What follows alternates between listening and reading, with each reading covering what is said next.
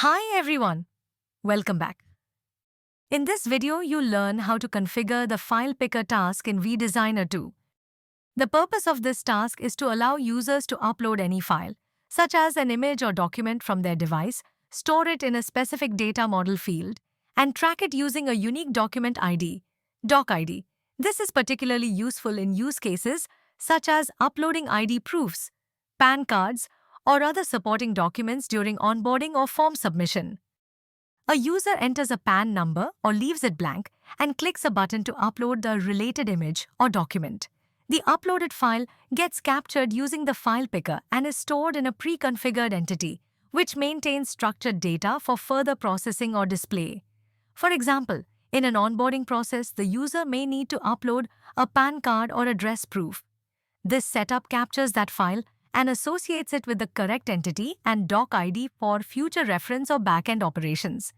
Here, in a pre-configured page, an input field element where the user will enter the PAN number and a button element where upload the images of PAN. First, configure the entity in Data Modeler to make the file attribute available in the list. Then link it to a data model and finally associate that data model with your application. However, for this use case, we use the following JSON structure in the entity. Now I'll add a new field named Files, which contains an object with an ID.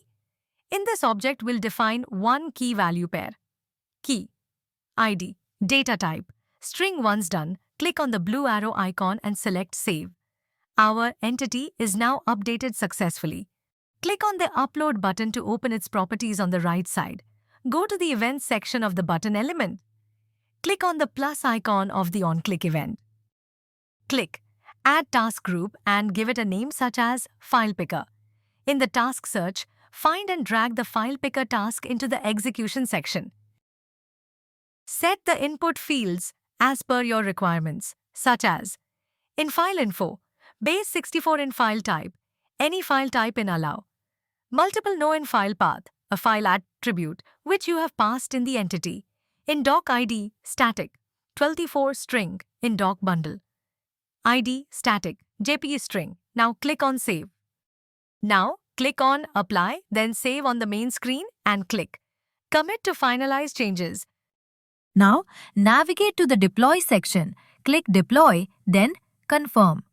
A success message will appear once the deployment is complete.